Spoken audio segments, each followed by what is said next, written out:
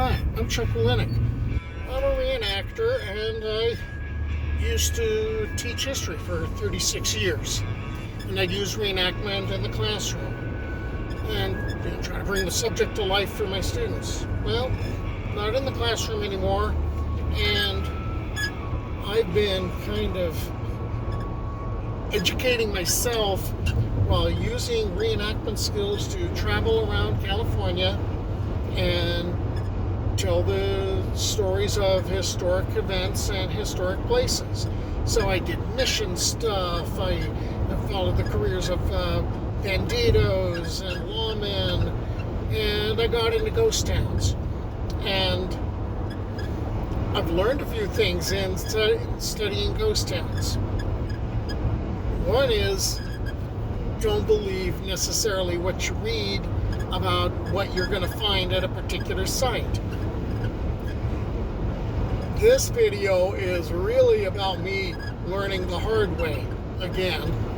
So I had, in the last few videos, I had been going into Inyo County and filming stuff, and most of that went really well. And then I wanted to tell the story of Owens Dry Lake and why it became a dry lake. And then I realized, oh, there were all these ghost towns that basically became ghost towns because the mines went dry and so did the lake. And so I wanted to hit the road and explore and film on site, because to me it's important to film on site. And then I discovered, one, stuff isn't always there,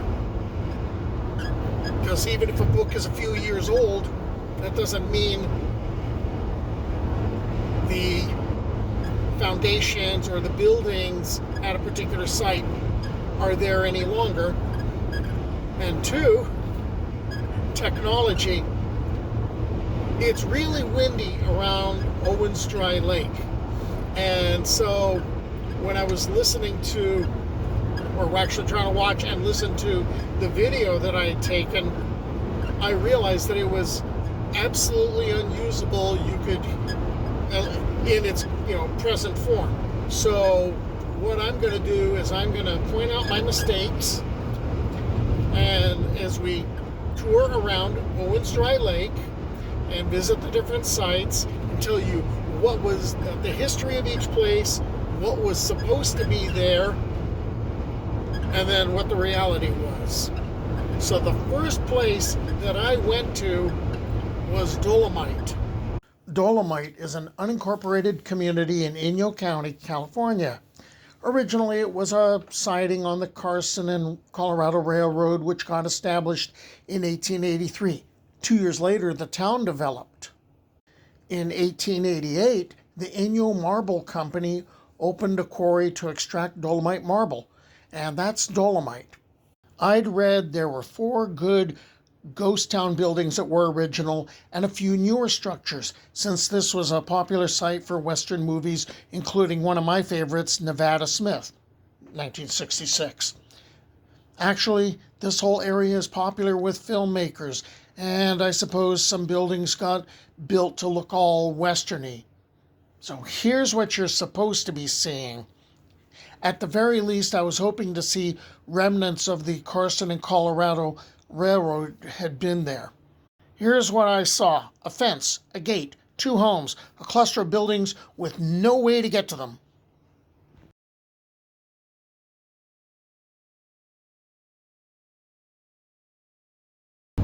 Alright, so that was really, really disappointing, especially after having gone to other places where there at least were remnants of stuff that showed that there had been a town there. So just a few miles down the road was a boom town called Swansea. So I basically drove off the Dolomite loop where Dolomite was supposed to have been, and I was going to go onto the 136, which goes around the eastern edge of Owens Dry Lake, and then I spotted something. So on my way over to Swansea, I see this. I at least found something that says Dolomite on it, besides the name of the road. And are you freaking kidding me? It's marble? Oh my god, that's really cool. Well, I didn't find the ghost town, but at least I found something else that was pretty noteworthy. Because the marble is what put Dolomite on the map. Unfortunately, Dolomite isn't on the map anymore. Alright, I had hope for Swansea because Swansea was a fairly famous spot. Let me tell you about it. My next stop around the ghost of Owens Lake is Swansea. Swansea is a former settlement and unincorporated community in Inyo County. It's about 12.6 miles south of Lone Pine on the 136. Oh boy, I found Swansea. This is it. Ain't nothing here except a plaque, and then this, the story of my life. But I'm gonna go explore anyway. So there's the plaque. I wonder what the purpose of this was. Oh wait, I can actually see something in the distance. Are you kidding? Well, okay, let's get to the story.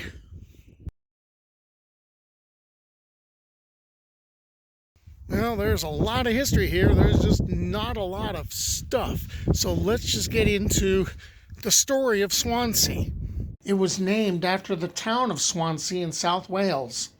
And basically it's on the eastern shore of Owens Lake off the 136. In 1869, Colonel Sherman Stevens, who ended up building the charcoal kilns across the lake at Cottonwood Creek, built the Owens Lake Silver Lake furnace and mill here, and he meant to smelt down ore coming from Cerro Gordo and cast it into ingots, which were 83-pound ingots, which were then able to be shipped to Los Angeles over 200 miles away. A year later, James Brady assumed operation for the Silver Lead Company, and a small industrial town rose around the works. The smelter, a rival of Mortimer Belshaw's operation in Cerro Gordo up the hill, operated from 1869 to 1874. Between the two smelters, they produced around 150 silver bars every 24 hours, each bar weighing about 83 pounds. Those 83-pound ingots would be loaded at the Swansea Pier onto Brady's $10,000 steamboat, the 85-foot-long Bessie Brady, for a 3-hour trip across Owens Lake to be transported by 14 or 16 or 18 mule teams to Los Angeles. On the return trip from Cartago, the steamer would be laden with lumber, charcoal, machinery, food, liquor, and grain. The 1872 Lone Pine earthquake, which devastated the valley, damaged the smelters, and uplifted the shoreline, rendering the Swansea Pier inaccessible by Owens Lake. That just meant that most of the smelting and transportation business shifted over to Keeler, which was 3 miles to the southeast. The 1872 earthquake didn't do in Swansea. What did was a thunderstorm-induced debris flow in the summer of 1874, which inundated Swansea under several feet of water, rock, and sand. The Owens Lake Silver Lead Company was in an expensive legal dispute with rival Mortimer Belshaw up the hill at Cerro Gordo and couldn't afford to rebuild. By then, the town had been almost deserted, and the debris flow marked the end of Swansea. Swansea slipped into the familiar Western afterlife. Foundations, scattered debris, a shoreline name that still points to the days when there was a lake, a boat, and a furnace. that tried to make a mining district permanent. All right, time to get on down the road and hit Keeler and Cerro Gordo.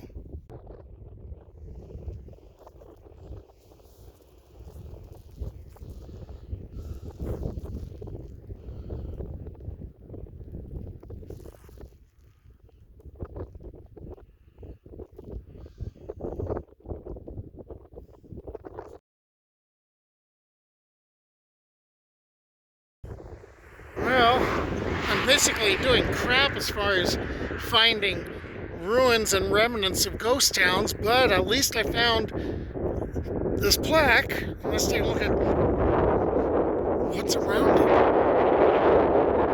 There's lots of nothing. At least I'm not here when it's blowing dust. Alright, so let's go take a closer look at this. So that's what it is. Yeah, because Owens Lake used to be pretty deep. And now when they took the water to give it to LA, we got a lot of dust blowing around here. And I know that's going to end up driving people out of a number of the communities. Oh, interesting. It's dedicated by the Los Angeles Department of Water and Power, the guys who took the water. Oh my God. This is marble too. Okay. Okay, so basically, as far as I'm concerned, my first two sites were really, really horribly disappointing. Well, at least Swansea had a couple of remnants of buildings, but everything was on private property. As a matter of fact, so was the landmark. But now it was time to move on to Keeler, because Keeler ended up taking over Swansea's business when Swansea got wiped out basically by a debris flow. And Keeler was a lot more satisfying. For one, it's one of those other types of ghost towns. Most friends of mine think, or most people I talk to think, a ghost town means nobody lives there. And then there's variations of that. Nobody lives there. There might be some foundations or some buildings. No, there's absolutely nothing there. Maybe a dam got built and it's underwater. So there's those types of ghost towns. And then there's the ghost towns that used to be boom towns, and they still have people living there. Well, there's people still living in Keeler. The ghost town that's called Keeler used to be called Holly. According to the 2020 census, the population was 71, and it's defined as a census-designated place. The docks at Swansea were no longer functional after the 1872 Owens Valley earthquake, so Holly replaced Swansea as the smelting location and center of trade for the Cerro Gordo mines. And a new 300-foot wharf was built, as well as a new mill for processing silver ore from the Cerro Gordo mines. Company agent Julius M. Keeler laid out the town as it grew, so it got to be named after him. The success of Cerro Gordo mines caused Keeler to boom. During its peak, Keeler was home to several mines of its own, including the Keeler Mine, one of the state's largest producers of silver. The mining industry brought prosperity to the town, attracting miners, prospectors, entrepreneurs from all over the country, and in the late 1700s, Keeler had a population of 5,000. The steamship Bessie Brady brought ore from Keeler across the lake to the town of Cartago, which cut days off the time a freight wagon would have taken to circle the lake.